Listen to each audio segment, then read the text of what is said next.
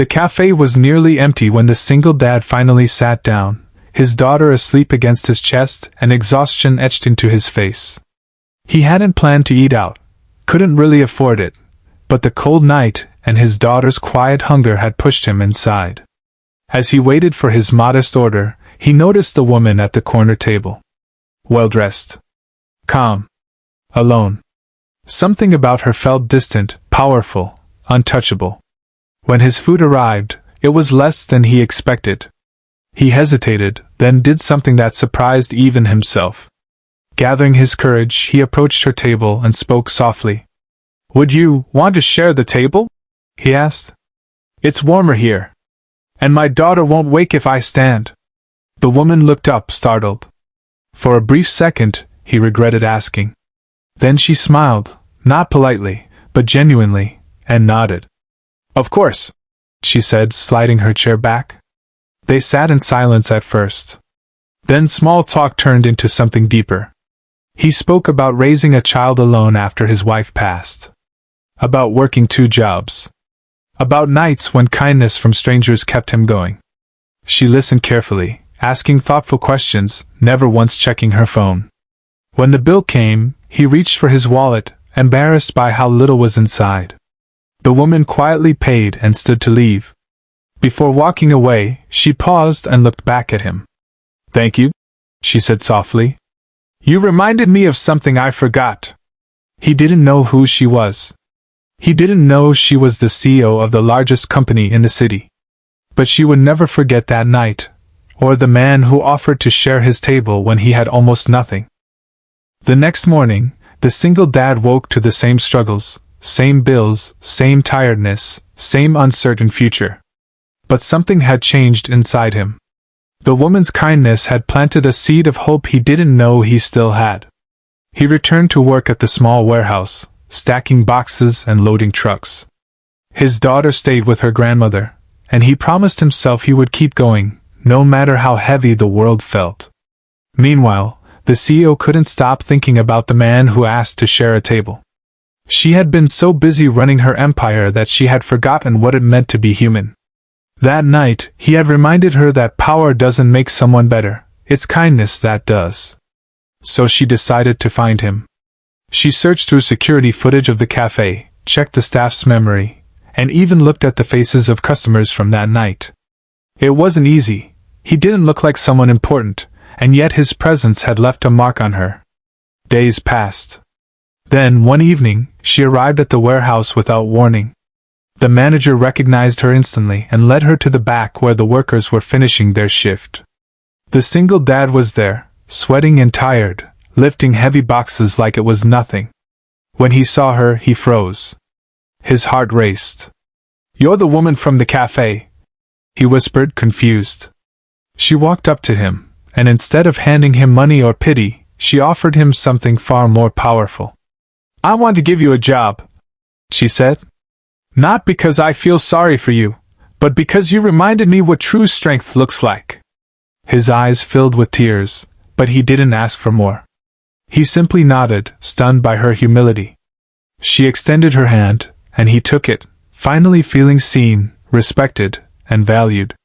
That night, he went home and told his daughter, "Something good is coming." And for the first time in a long time, he truly believed it. The single dad could hardly sleep that night. His mind kept replaying the CEO's words. True strength. He had never imagined a person like her would see him, not as a problem, but as a human being with dignity. The next morning, he arrived at the company's headquarters with his heart pounding. The building was enormous, polished, and cold. He felt out of place. But when the CEO greeted him with a warm smile, the fear inside him began to fade. "You'll start tomorrow," she said. "We'll train you. I want you to learn. Not because you need help, but because you deserve it." He nodded, still stunned. "Thank you, ma'am. I don't know how to repay you." She shook her head. "You already did. You reminded me of something I forgot." During the first week, the single dad worked harder than anyone. He learned fast, not because he wanted a promotion, but because he wanted to prove he was worthy of the chance. Every day, he saw how different the company felt now, how the employees seemed more alive, more hopeful. One afternoon, while walking through the hallway, he overheard a conversation that stopped him cold. A board member was talking about layoffs. "Cut the positions," the board member said. "We need profits. This is business." The single dad felt his chest tighten. He remembered how he used to struggle, and he realized the company could hurt people just like him. He walked straight to the CEO's office, and his voice trembled as he spoke. "Please don't let them fire anyone," he said. "Not just for me, but for everyone who depends on this job." The CEO stared at him for a long moment, then nodded slowly. "You're right," she said.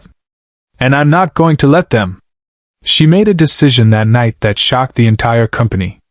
She announced a new plan, one that protected jobs and supported struggling employees. The board protested, but she stood firm.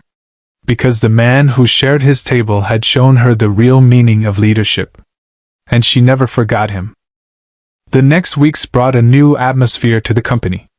Employees felt safer, more motivated. They began sharing their own stories of struggle, loss, and hope. The CEO listened quietly, and her heart softened each time she heard someone speak honestly. The single dad became a quiet hero in the office. He didn't ask for attention, but people noticed his dedication. He was always the first to arrive and the last to leave. He offered help without being asked. And he never forgot the lesson he learned that night at the café. Kindness doesn't need a reason. One evening, while working late, he received a call from his daughter's school. His stomach dropped. The teacher said his daughter was being bullied for wearing old clothes and having no father at school events. His heart shattered. He had built a life for her, but he couldn't protect her from every pain. He rushed home, holding his daughter close. He looked into her eyes and saw her small shoulders shaking. "I'm sorry," he whispered. "I tried."